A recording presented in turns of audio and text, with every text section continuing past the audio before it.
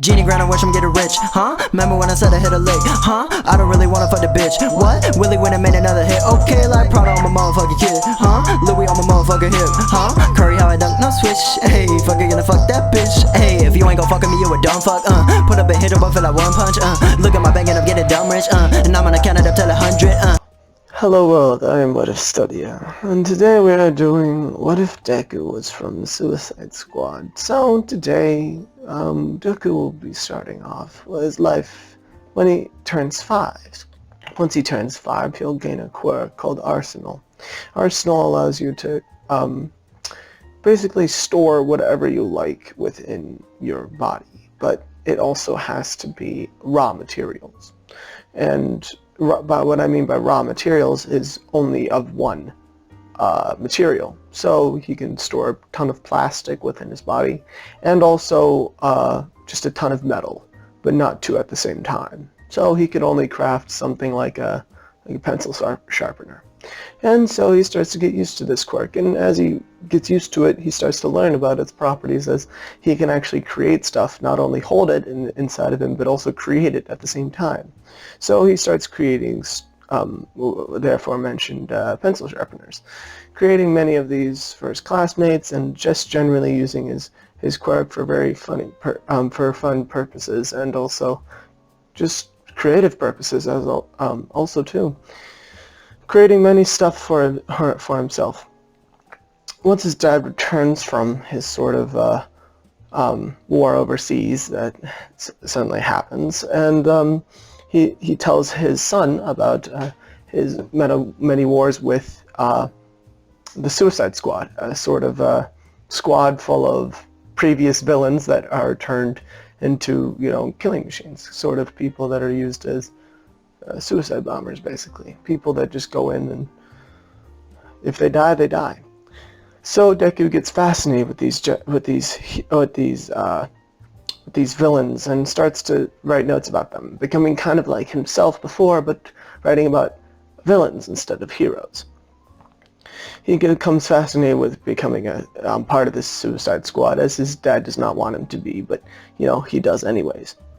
He starts training his body and his mind as he wants to join this. Once he turns 10, he asks his dad if he can come with him to the Suicide Squad, as he wants to join. His dad definitely does not want him to do this, however, he forces it. Forcing his dad to take him, he actually sort of signs up voluntarily, which has never happened for the Suicide Squad, and he's posted as the first person to do such. He's accepted once he turns what age should he get in? I would say 12, because they want to train him as early as they can, but they're not legally allowed to take in like 11-year-olds. But once he's 12, they basically like sign him up as a teenager, which is good enough for the military. Kind of corrupt military, if you ask me, but like he gets in basically, and the youngest person to ever get into military ever. So he's trained in their sort of suicide things, and he starts getting with the culture of the Suicide Squad. He starts learning about all the villains, and as some of the villains die on their missions, he starts to feel bad about it, as his father sort of helps him through that. However, one day his father does not return from one of his missions. Deku, very saddened about this, takes up his revolver as his own, putting it into his back and keeping it as his own, to remember his father by. Once he turns around 14, a villain comes out as All Might, All for One. All for One battles All Might all the time. However, All for One has started to be much more active recently, causing huge ripples inside of the sort of villain league, making 5 of the old villains who are the part of the Suicide Squad: Crocodile,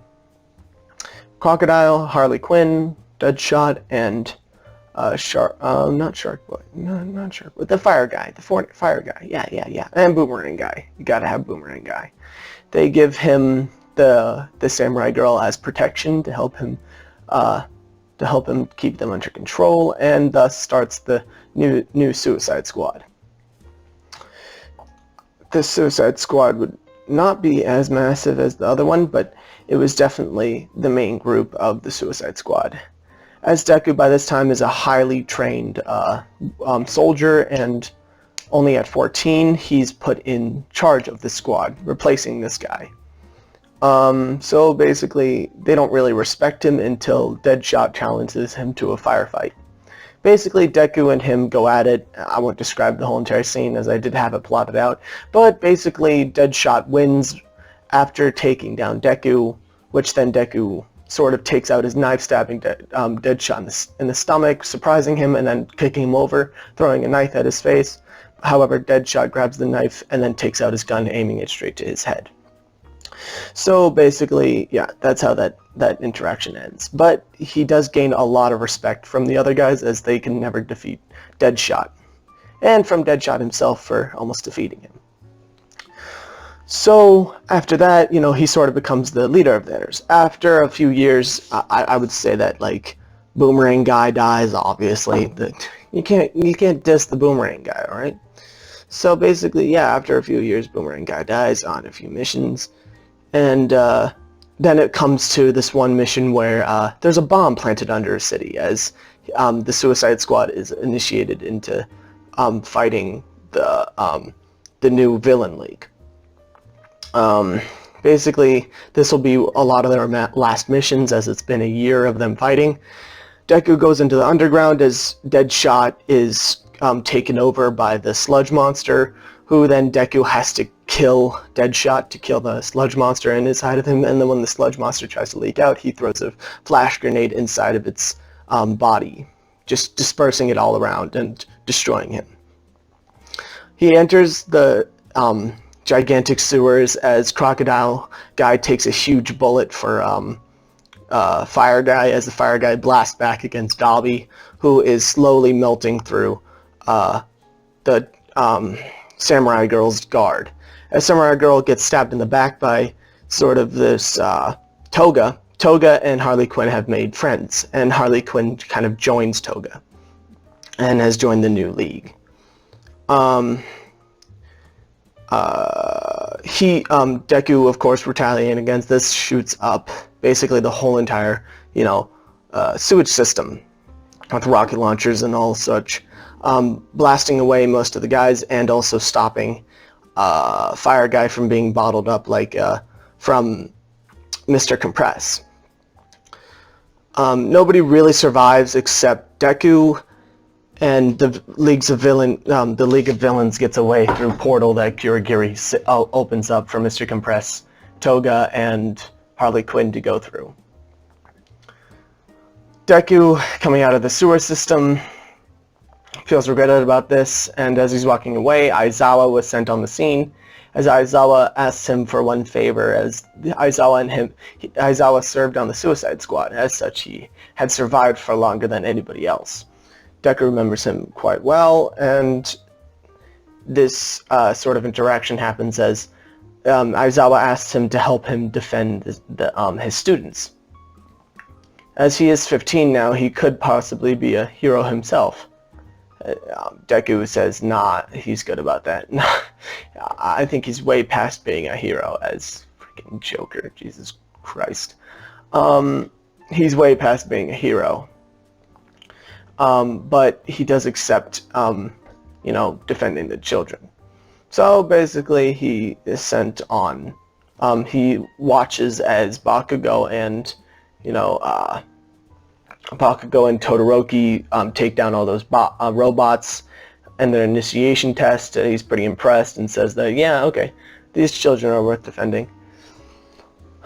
He'll just be practicing on the side, like, every single day. He'll just be shooting at targets that are like 200 miles away with like a gigantic cannon, just testing out how far his abilities can go. But then he comes into class with Aizawa and starts initiating the class into like fighting against people with actual guns, and basically he's the weapons guy. If anybody needs problems against weapons, he's there. And he tells them about the squad that killed his. hero vanguard squad. These guys are very deadly, and telling them all about this, all of them are really not interested because, they haven't even fought any villains, and he says that you'll regret not listening to him. However, then Aizawa just wakes up, like an hour later than he should have. He's like, okay, now you get to meet your actual teacher. He points down as Aizawa just gets up out of his desk. He takes a seat next to Aizawa as Aizawa just starts telling them about the exam that they'll be doing to start up, the initiation thing. So basically they do the initiation thing with Deku watching them. He doesn't do much here, except maybe when somebody's trying to cheat, he kind of fires a bullet right next to their face, but then revolves it back right into his back without anybody seeing. Basically threatening Bakugo a lot, which Bakugo gets mad at him. But, he's not threatened by Bakugo in any single way.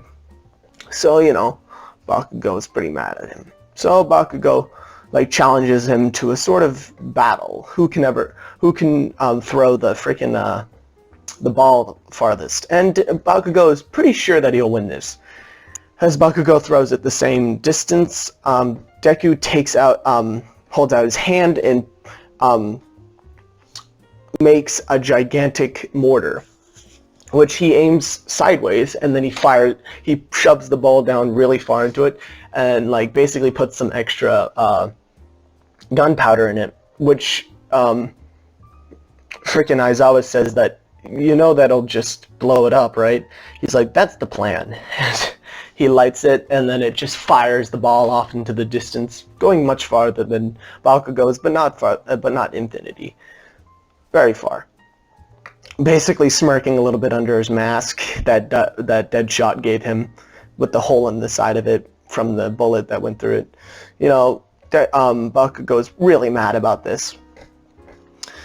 But I'll have to rest it for now, as the next thing that's happened is the Heroes vs. Villains test. So basically in Heroes vs. Villains, Aizawa explains a little bit that, since Deku is around their age, and exactly the right age for, combat, for being on their level, he'll be in sort of some of the tests. However, he'll have the hardest enemies, as Aizawa selects Bakugo and Todoroki to go up against him, as Todoroki says that he doesn't even want to try, as he senses a bad aura from, Deku, as Deku by this point has had so much death around him he doesn't even care. He's like, yeah, fair enough, I guess. You better quit while you're ahead, kid. Basically, yeah, but he's not going to give up that easily, as Bakugo kind of teases Todoroki into it by just insulting him enough that Todoroki felt like his ego would be injured if he was to say no now.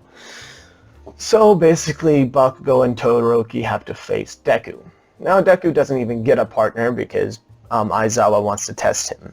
However, he does have Uraraka on his side if they get past him, which he doesn't want them to know, but he really doubts they will. So as Todoroki and Bakugo enter the building, Bakugo, of course, plows ahead as reluctant as ever to, abide by any rules.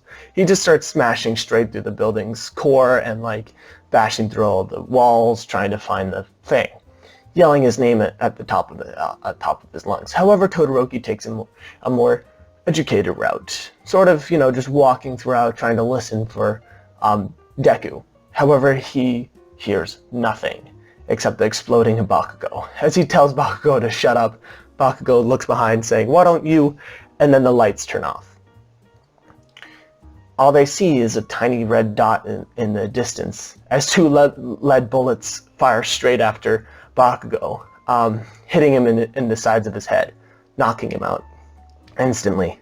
Todoroki, seeing this, he fires as much fire as he can forward, blinding Deku and also stopping him from and lighting his way.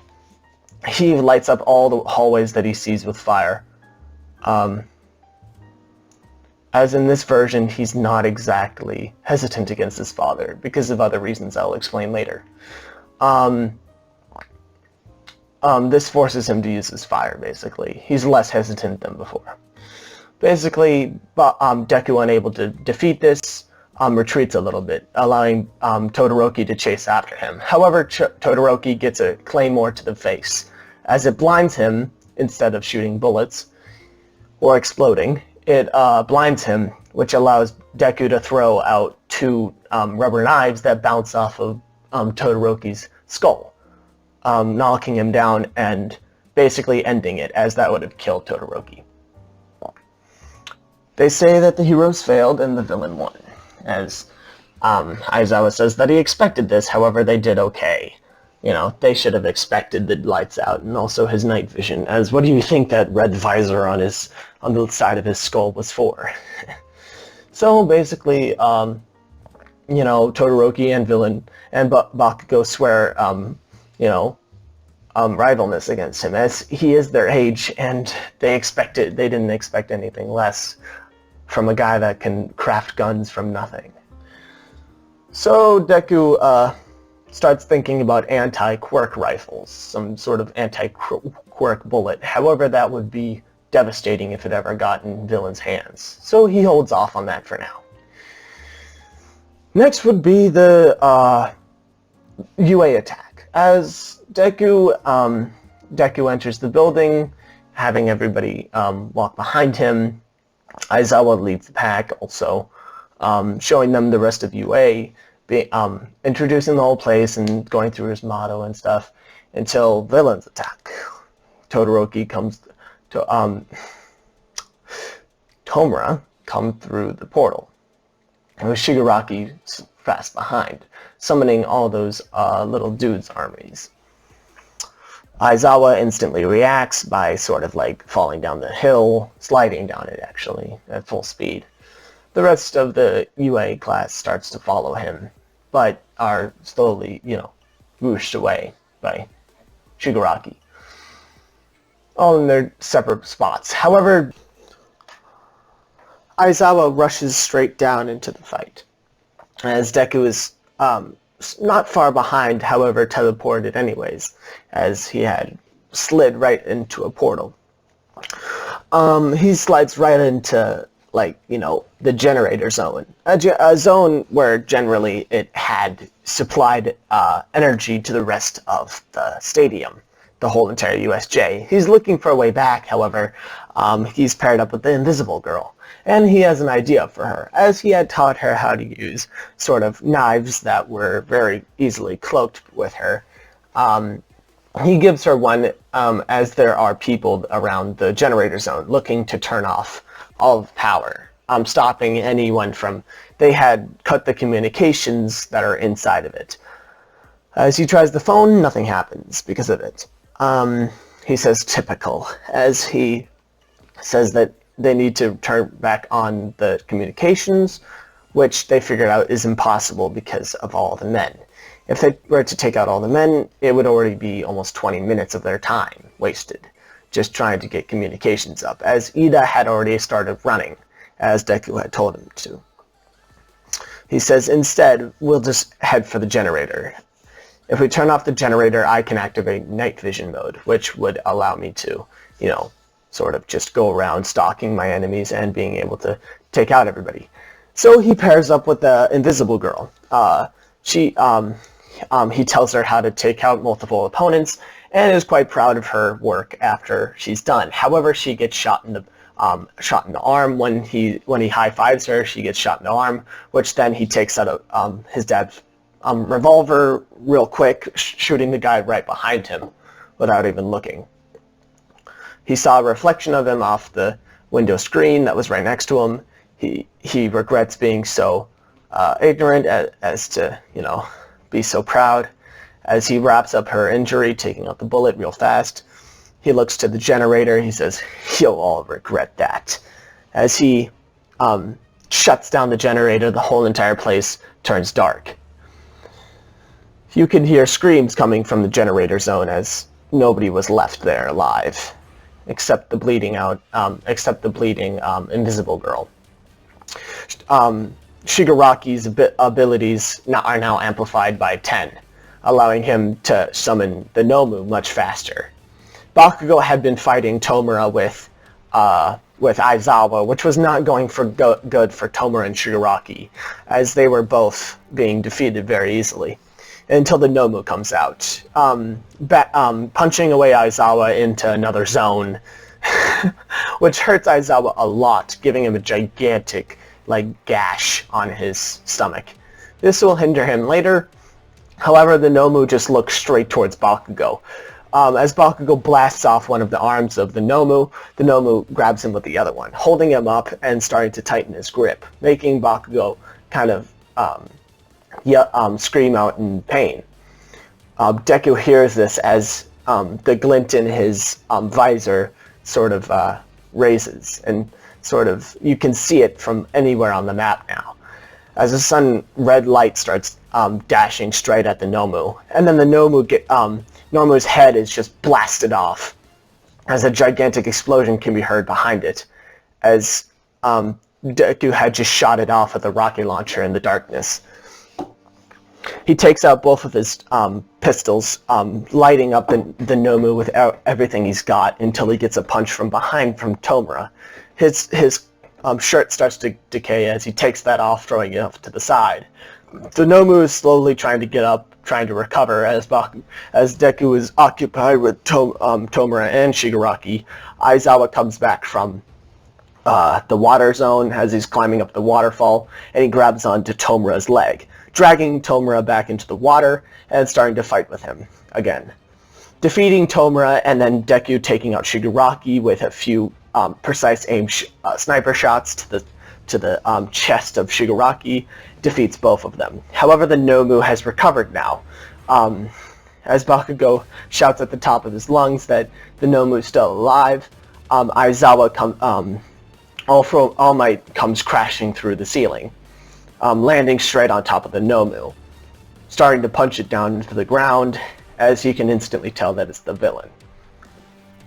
Defeating the Nomu, however, Shigaraki, Tomura, and the Nomu are all teleported out of there by Shigaraki, who had not been fully defeated by having his chest blasted off by a sniper rifle 3 times, somehow.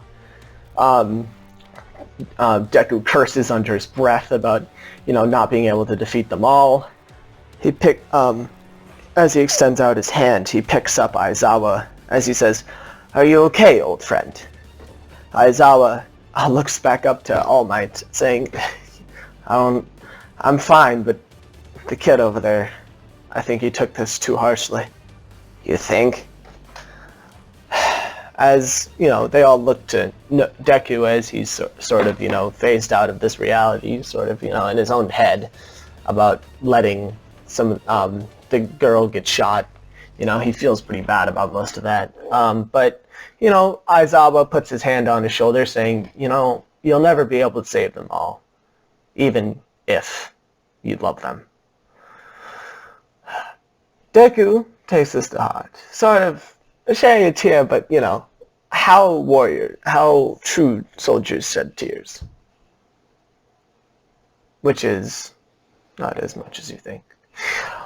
Alright, thank you so much for watching this world, and I'll see you sometime, somewhere.